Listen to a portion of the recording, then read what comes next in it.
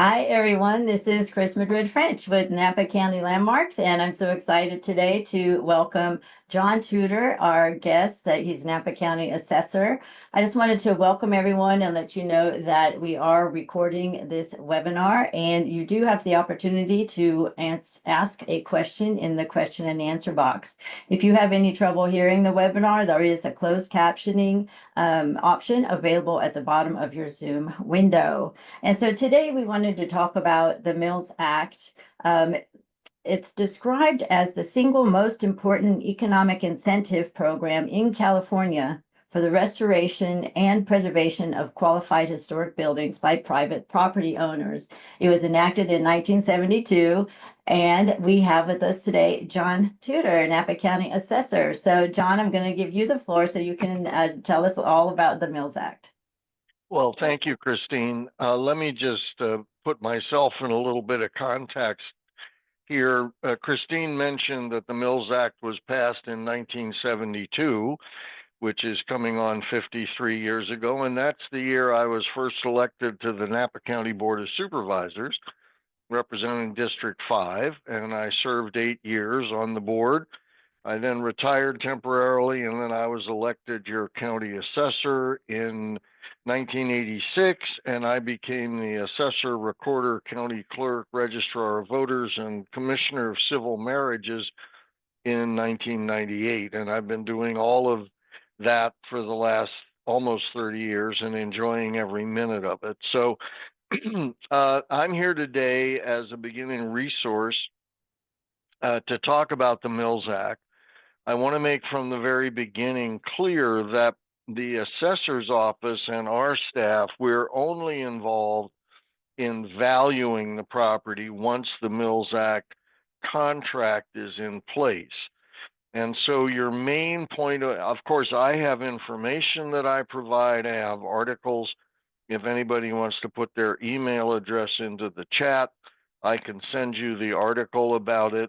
And then I will be adding the link to this session to my article as soon as Christine has everything polished and ready to go. Then you'll be able to watch this as well as read the article. But the Mills Act really starts with local agencies, not with the assessor. I'm happy to provide information, but my information just directs you to the local agencies which oversee the Mills Act.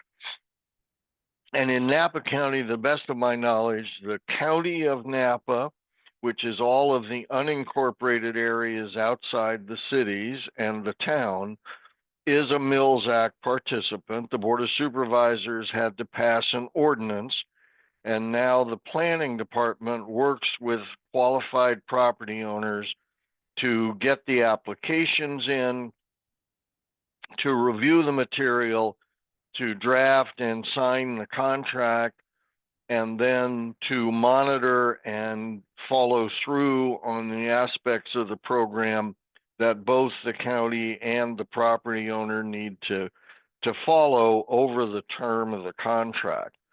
And the contract is what's called an evergreen contract. While it's originally for a 10-year term, it does add a year every year when that first year expires. So it's always running out 10 years in the future until the property owner decides to do what is known as non-renew the contract.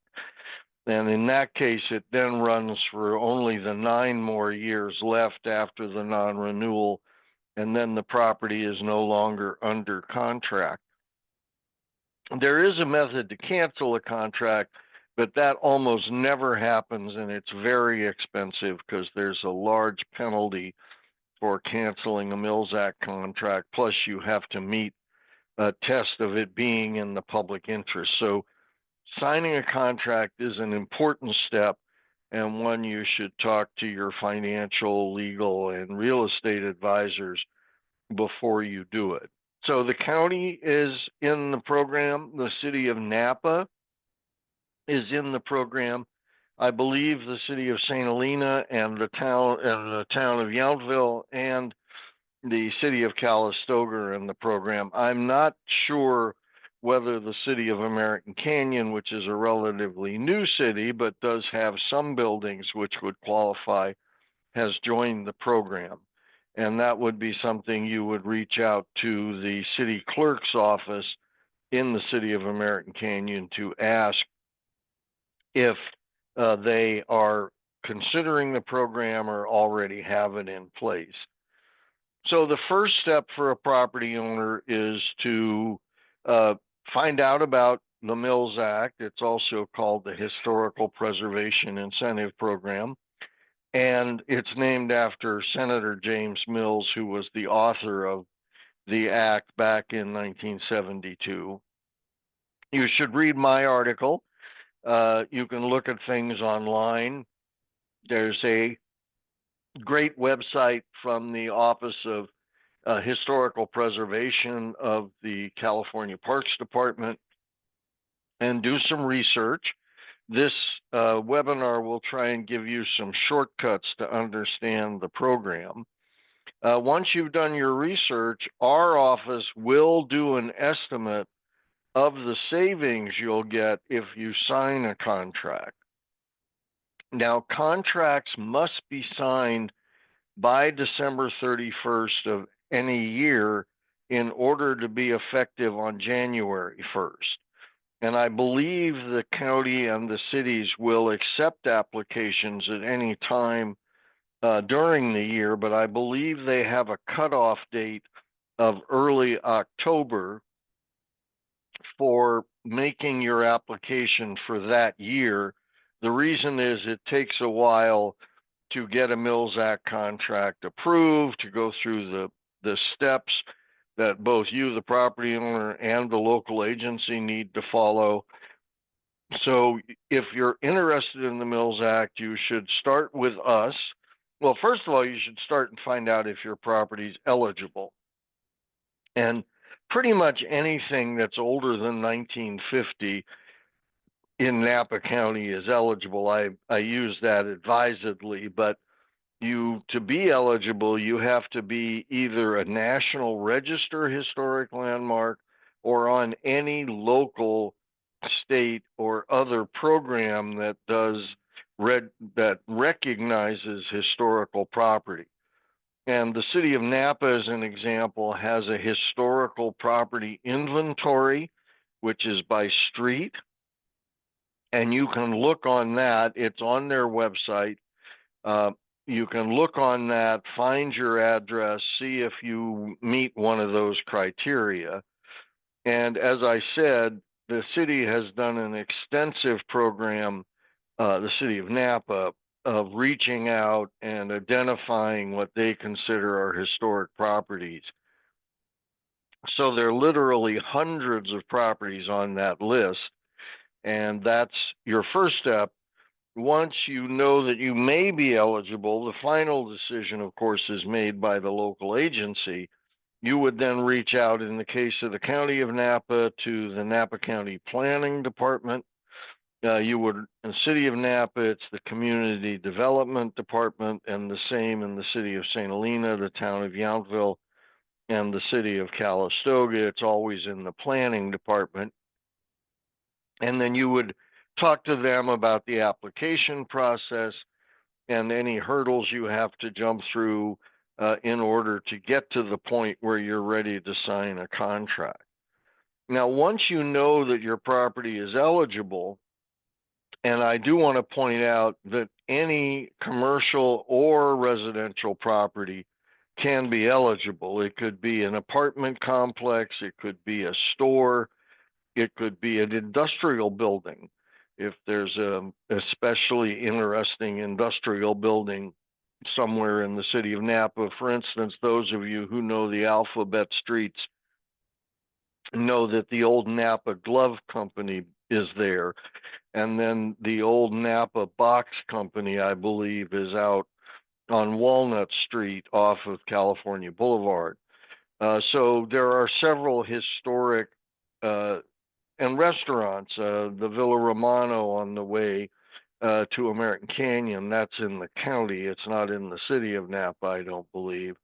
And that old gas station on Silverado Trail would be a possibly eligible property to have a Mills Act contract through whatever the local agency is. Once you think you're interested, then you would contact us if you feel like it, to have us do an estimate of how much you would save in property taxes if you were to sign a contract. We do charge a $106 fee for doing that, but that way you will know. Now, I can't think of anybody who has signed a contract who did not get a tax incentive. I happen myself to own a historic piece of property on First Street in Napa because I have a very old Proposition 13 base year value since I've owned the house since the 1980s. I might not benefit from a Mills Act contract. But if you've bought the property in recent years, I would say anytime after the mid 90s, it will almost certainly pay you to sign a Mills Act contract in terms of substantial property tax savings. And when I say substantial, it can be in the thousands of dollars a year in savings. That's not just value, but that's the savings you will realize from having a Mills Act contract in place every year the contract's in effect. And so I do think that I'm happy to do an estimate for you. It's based, and the way that you receive a benefit under contract is, so let's say you paid $1 million for a home on Calistoga, which is one of the historic streets in Napa that runs from Jefferson down to Pearl. And you bought a historic home there in recent years for $1 million, and it's in historic condition, or you're fixing it back up, you know it qualifies. We are going to do an analysis based on an income approach, as if I know it's your home and you're not renting it. It doesn't have to be a B&B, but we sort of pretend like it would be a rental. And then we apply a formula to that to come up with what its income would be. And there are very great benefits for historical properties in the way that formula comes out. So that $1 million home, which would cost you about $11,000 a year in property taxes, might come in, say, at $300,000, which is like $3,500 a year. And there is a substantial, almost $8,000 tax savings per year. I'm not saying it's always $1 million to $300,000. It depends on the location of the property, the size of the property, et cetera. But for instance, the Opera House is under a Mills Act contract. They save substantial money. We have several other commercial properties that are under Mills Act contracts that save money, because instead of paying at what they paid for the property, including what it cost to fix it up, they pay what's called the restricted value, which is this value that's determined by our office using a mathematical formula that is not at all related to what the property cost. It is related to what the property would produce in income, and then there's a formula applied to that. The Blackbird Inn just went under Mills Act contract. That's on the corner of First and Jefferson. Several of the B&Bs in town, you do not need to be a commercial property. It can be just your principal residence if you live in a lovely historic home. So it's both commercial and residential. So once you contact the agency, and in the city of Napa, you have the Cultural Heritage Commission, which sort of is the advisory body to both the Planning Commission and the City Council. And I believe they hold a hearing on all the Mills Act applications.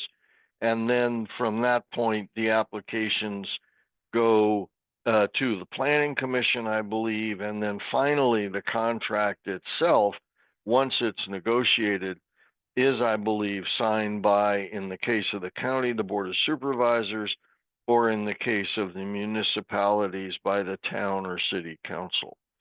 And then once you're under contract, you do have some obligations to maintain the historical nature of the property, to keep it up, to keep it maintained. You, as a part of your application, you submit a maintenance plan and, I believe, a rehabilitation plan to make sure that you're maintaining the property. Now, one of the questions I get asked is, I have a historic property, but I know there's also a great demand for additional housing. So will it affect my Mills Act contract if I build a modern ADU, accessory dwelling unit, convert my garage, or build a new separate accessory dwelling unit? And the answer to that is no. Your Mills Act contract will remain in place for the original home where you live, or the bed and breakfast, or whatever it is. And then the new modern property, even, I believe, if it's meant to look historic, otherwise you build it in a historic fashion, I'm not sure that would qualify, which just means that we add the value of the modern ADU to your Mills Act value on the rest of the property, which is what would happen if you weren't under Mills Act. We don't reassess the whole property. We just add the value of the modern ADU, whether your property is historic or not. So there's some flexibility. Of course, our office doesn't make that decision. So if you're considering a Mills, let's say you're looking at a piece of property in the city of Napa, you're a potential buyer, and you want to know about the Mills Act. If you have a good realtor, and almost all the realtors in Napa are wonderful, they will have told you about the Mills Act. You will get our information. You'll talk to the local agency. If the house needs work, or if you're planning to make an addition, that also cannot stop you from having a Mills Act contract, but it might blend values again. If you do qualify for a Mills Act contract, you would want to go through all of those steps to make sure that that's something you want to do. I cannot think of a major reason. Well, I'm not a property investor, I'm the county assessor, but I can't think of a major reason, unless it's a property that is beyond rehabilitation and you're planning to demolish it and start over again. Other than in that situation, I think the cities and the town and the county are quite willing to work with people buying historic properties to help them make sure that it's both an economic benefit for them to maintain the historic nature of the property, and also to make sure that they come out financially whole if there are development costs and other things that need to be done. The Greenwood Mansion has just applied for, I believe, for a Mills Act contract. That was over where the Doctors Company is now, on the east side of Highway 29 in the airport area. It was moved down into the industrial area on the west side of Highway 29. It's part of a larger parcel, but it is going to be qualified for a Mills Act contract. It's commercial. It's going to be offices or a sales office or something, but it will qualify regardless of whatever development is being done on the balance of the property. That can occur and is worked out between the property owner and the local agency. In this case, it's the county of Napa, because the airport in that area are in the unincorporated part of the county outside of any city. So those are the key points to the Mills Act contract. Once you have the contract in place and you continue to meet the requirements of the contract in terms of maintenance, et cetera, you don't need to do anything with our office. The contract gets recorded with our recorder division, and once it's on record, we automatically go in and apply the Mills Act value to it. Now, one safety valve is for if for any crazy reason the Mills Act value got to be higher than your Proposition 13 value, based usually on what you paid for the property, you would get the lower of the two values. So I've never seen that. I've never seen a Mills Act value that was lower than the Prop 13 value. But if for some reason that we can't predict on the way real estate prices go or something, that were to happen, you would still get the benefit of whichever value is lower. I think the main question for a property owner to ask is, does this make sense for me? Do I want, and you know, the other key part of this, whether you're an investor or a property owner, is do you want to see this property preserved? It's just like a conservation easement. People don't sign conservation easement on their vineyards or their ranches just because there's some potential tax saving. Conservation easements run forever, and they really want to see the property protected. And that is the same with people who go into the Mills Act. You don't have to be a firm believer or a member of Napa County Landmarks, although I hope you'll join them, in order to be in the Mills Act. But I would say the great percentage of people in the Mills Act are doing it because they are committed to keeping this property in its historic condition. So, Christine, was there anything you wanted me to cover beyond that?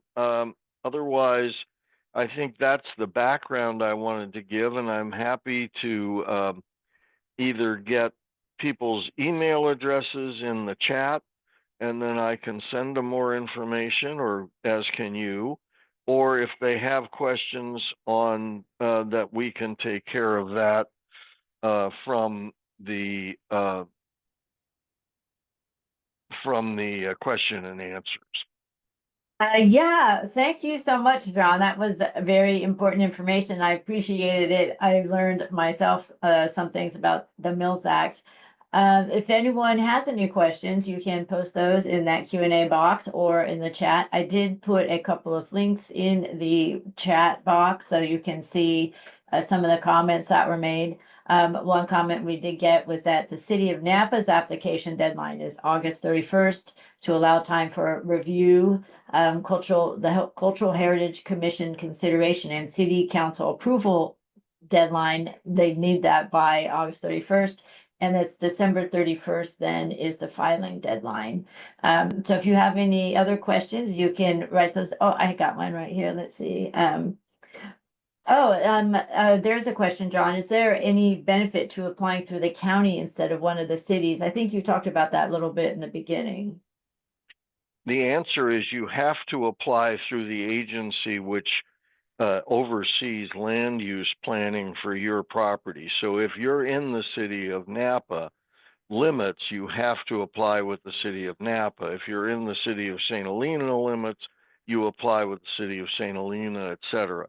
If you're outside city limits, you only can apply with the county because you're outside the jurisdiction of any of the municipalities. So, and we'll tell you where you are if you're not sure. I mean, there's some parts of the city of Napa that have unincorporated islands in them. Those of you who know about the Girl Streets or the Lady Streets, Kathleen and several of those other streets up in the northwest part of the city of Napa, that's actually a county island, even though it looks like it's in a city. So if you wanted to apply there, you would apply through the county. The same applies to some properties in the Shirtliff area by the state hospital.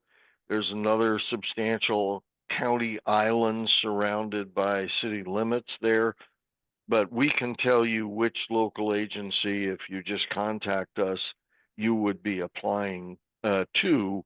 We know that from our records as to what is the who is the local agency in control of that property. Great. I'm trying to get a question here from somebody that said that the chat wasn't working. I apologize for that. It says that it's set to everyone, but sometimes there's another setting in Zoom where it might not work. So if you have that question, you can also use that Q&A box. Or if you want, you can raise your hand and I could enable your microphone if you wanted to ask a question. So there's a couple of different ways we can do that. All of those options are available at the bottom of your Zoom screen. So let me know. Let's see, we got a raised hand here, John. Let's see who we got. Where is it at? Catherine, I'm going to allow you to talk. If you want to go ahead and turn on your microphone.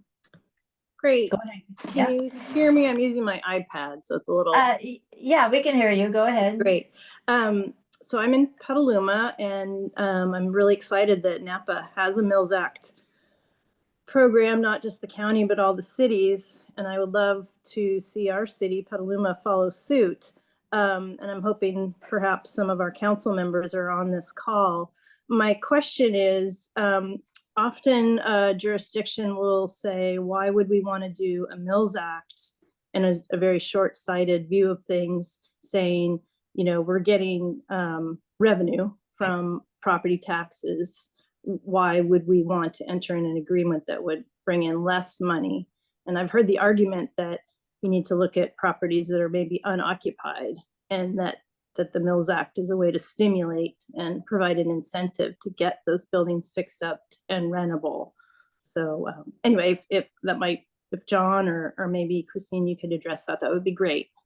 Okay. Well, thanks so Catherine, much. that's a great question. Yes, the city each year, when they take they usually wait and take all their contracts to the city of Napa to their city council at the same time, and their staff member always asks me, how much has the Mills Act cost us in less property tax revenue? Well, when you have over a $1 billion or several $1 billion tax roll, some minor differences, even of the hundreds of thousands of dollars in value, and probably not that much total in tax revenue, is just a drop in the bucket. So you have to look at the total assessed value of the entire city.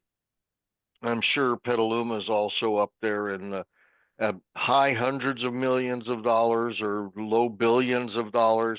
So a few Mills Act properties, first of all, as I said, the city of Napa only may have 500 or 600 that qualify out of thousands of units. So the city council would have to weigh that. But if you're an advocate for getting it, you could do an analysis with my colleague in Sonoma County. She can't do the work for you, but if you could determine how many houses Petaluma has identified as historic, she can't tell you exactly, but you could probably come up with some kind of a round figure of what the maximum impact would be. And of course, you're never going to have the maximum impact because not everybody's going to sign a Mills Act contract. And of course, the city doesn't, they're not locked in. If they found that their revenue was suffering, they could also non-renew the contracts. It's either party can do that. It's not just the property owner. So if for some reason there was a terrible kind of property recession that I can't even envision, the city does have the ability to non-renew the contracts and put everything back at its Prop 13. So I would point that out, that these are not forever. You want, and you know, there's a huge benefit. I can tell you as county assessor that the values of the Napa Bajo, the old part of the city of Napa, the Alphabet Streets, and other parts of the city which have historic buildings really add to the overall value of the property in that area.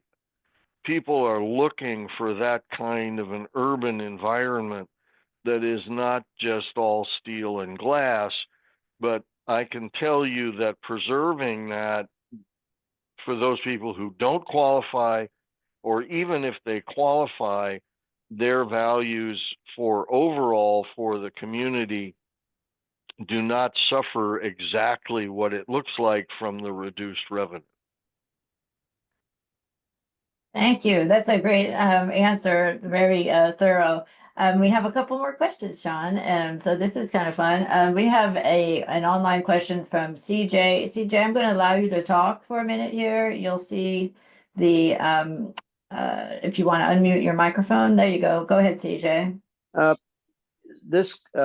So I found out that the Mills Act wouldn't benefit my properties. But I do have a question for you, Miss Napa County Landmarks. Okay. Quite a few years ago, with the help of Rebecca Yerger, I researched my property here on Randolph Street, and it's on the local register of historic structures. But I wonder how I can get it corrected. When we were researching it for the application for the designation, the duplex on the property, we found out that it was built in the early 20s. For the whole property, which includes the two structures, the duplex and the main house, it's dated as 1900 as the date of the property. I don't know if they added them together and averaged out the dates, but the main structure we researched, it's 1869 or 1870 was when it was built. So how can is that important, or can I get that corrected, or that's my question. All right, thanks. Thank you, CJ, for that question. I'll do my best here. So you're saying that you had the building is listed on the historic resources inventory for the city of Napa with the wrong date, because further research indicated that that building is actually older than it's listed as. Is that correct? Well, there's two buildings on the property. One was early 20s, and the other one was 1869 or 70. So. But it says the date on the listing on the inventory is 1900. So I wonder how they came up with that date. Yeah, maybe they just split the difference and did a circa date right in between those two. You can chime in, John. I don't know if it would be critically important to correct the HRI, and somebody in the audience might have more information on that. But certainly, I think it'd be worth sending something to the city. What do you think, John? Well, I'm not familiar with, I know they're looking at redoing it. It's been a long time ago since they did the historic resources inventory. So I know there's interest in the city of Napa. And Mr. Britannia, you're absolutely right. The Mills Act would not benefit you for the same reason it doesn't benefit me. You have a very low Proposition 13 base year value. I just looked it up, and your property there on Randolph Street only has $111,000 base year value under Proposition 13. But as in my case, I'm hoping to leave the house that we own in the city of Napa to our children or child and grandchildren.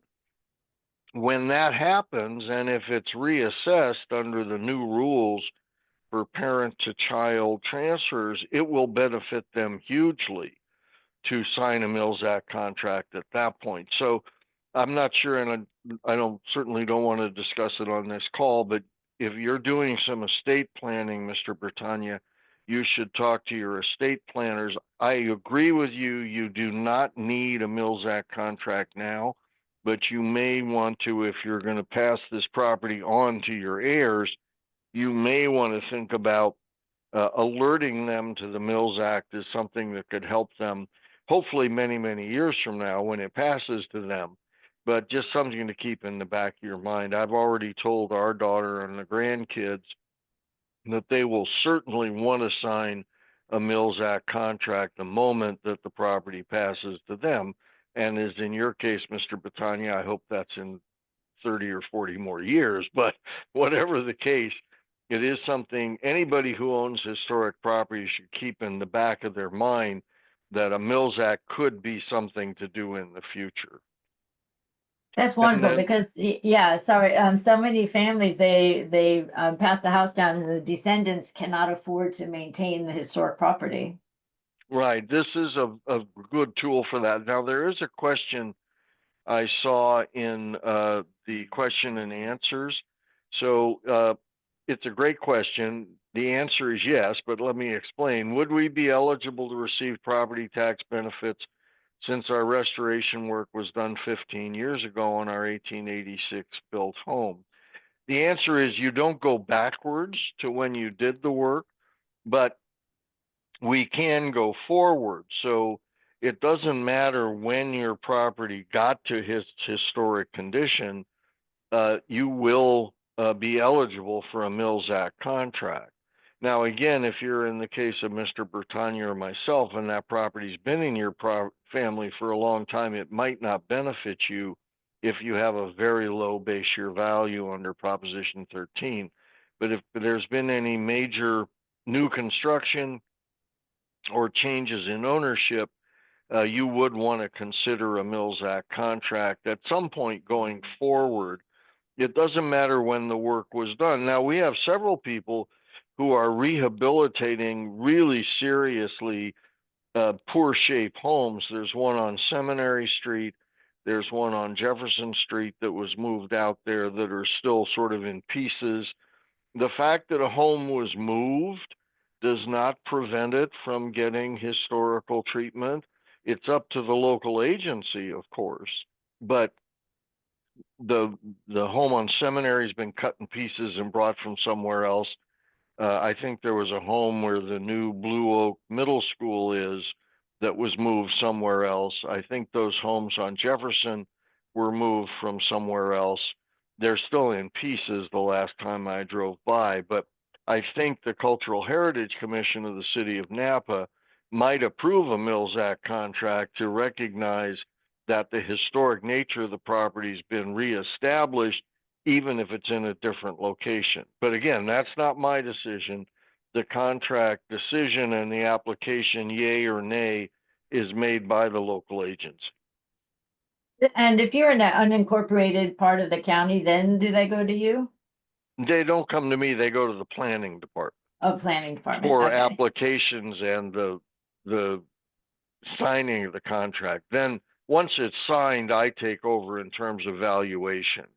But I am available so the Greenwood Mansion people asked me to do a estimate for them, and we did, and it showed a substantial tax savings, I think somewhere in the range of $7,000 or $8,000 a year in property tax savings. So they're certainly moving ahead with the contract with the county.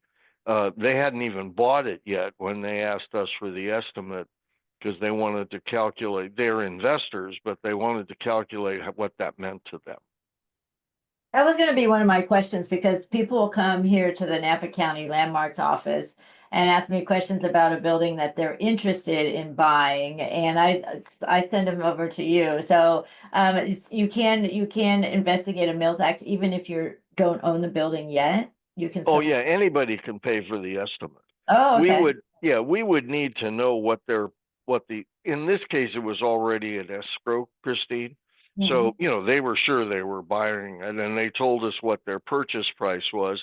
Let me just pick a number. This wasn't the number, but let's say it was 1.6 million. And I believe with the Mills Act, they came out at 700,000. So there's several thousands of dollars a year in property tax savings. Of course, they missed the deadlines because they didn't buy the property until December of 2024, but they'll get it if they do file and go through the application process in 2025.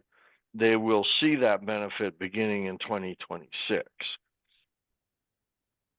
That's great. There's another question. Do you want me to read it, or can you see it on your screen, John? No, I can see it. Let me take a look. So it's a great question. In general, what costs are involved in maintaining a Mills Act contract to start it and continue it annually? Well, let's talk about starting it. The jurisdictions do charge an application fee. I do believe it's in the $1,500 range, something like that, for the city of Napa, and that is non-refundable. If for some reason you don't qualify, that money has been invested. In terms of the creation of the Mills Act plan that has to be submitted, it's not a part of the contract, I don't believe, but it's referred to in the contract. Many people, and this is where Christine and Landmarks come in, do hire architectural preservationists or historians to do a study for them. I actually did one on our property on First Street just for my own benefit. I believe that cost me $400 or $500, but that would talk a little bit about, and then a contractor or someone, once you've drafted the maintenance plan, and the city comes, I believe, every 5 years. I think they're required to come and invest, and review the property with you every 5 years to make sure you're meeting the maintenance plan that you submitted. But the costs are not substantial. I mean, any smart homeowner is going to invest money in keeping their property up. And I don't believe there's any other than that startup cost of the application and perhaps hiring someone to help you put the plan together and make sure it goes through the city or the county's planning process. Other than those upfront costs, the maintenance shouldn't be any worse than any other property owner who wants to keep their property in prime condition, which keeps its value up. One thing we didn't talk about, but I think we should, is the contract runs with the property. So if you have a Mills Act contract, that can be a real benefit when you go to sell the property, because the buyer suddenly realizes, well, and it doesn't affect what they pay you for it. If that property, with or without a Mills Act contract, is worth $1.5 million on the open market, they're going to pay you that. But they also can see, because there's already a contract in place, that they're going to save $4,000 or $5,000 a year in property taxes or more, less than the $17,000 they'd pay than if it wasn't under contract. Plus, you've already invested in the front end cost of the application. You've got the maintenance program in place. Excuse me. All of that would be disclosed to your buyer, and that could, so I wouldn't say it would increase the value of your property, but it certainly won't hurt it. And a smart realtor on both sides, your selling realtor and the buying realtor, you might be able to say, well, listen, you're going to save $5,000 or $6,000 a year in property taxes because what I've invested in this Mills Act contract, I'd like a little piece of that as a part of this sale, and that would be part of the negotiations over the final purchase price. And because Mills Act acts as a conservation easement, as a person who might be selling their historic house, does that give you some reassurance that your house won't be dramatically altered by the next owner? It's not like a conservation easement, which is in perpetuity. Remember, a Mills Act contract only runs for 10 years. And even though it renews automatically, it can be non-renewed by either party at any time. And then 9 years later, it's gone. That's not true of a conservation easement. They remain forever. And that's another reason why a Mills Act, it doesn't usually get recognized in any kind of a state valuation or something, because it is so short term. A conservation easement, if someone passes away, can have a significant impact on the capital gains value of the property or any taxes that are paid because of inheritance. That's, to the best of my knowledge, I'm not a CPA, but that's another thing Mills Act property owners who are interested in having one, who have one, I'm pretty sure your CPA will tell you it's not going to have a direct benefit with the Federal Internal Revenue Service in terms of anything like capital gains or inheritance taxes. Great. And that's good news for me. I mean, there's so much information here, and I wanted to thank you, John, again for participating in this. And don't have any more questions at the moment, but if you do have questions, you can reach John. He's available. You can find him online under the County of Napa, right, John? Your phone number's Right. there and everything. And for us, you can reach us at napacountylandmarks.org, and my email is christine@napacountylandmarks.org if you have any more questions. And I want to thank everyone for participating. We'll be posting this up on our YouTube channel probably in a couple days, and we'll send you the link as well. John, I want to thank you again for all of your time today. I really appreciated the information. Well, thank you for making this opportunity available, not just for your organization, but for the great questions and the interested people we had online today. I really want to start promoting Mills Act to more people who come into Napa County Landmarks, and this gives them the tools that they need to go forward. So Great. anyways, all right. Thank you Thank again. you. So everybody, we'll see you at the next webinar, and thank you for joining Napa County Landmarks. Bye.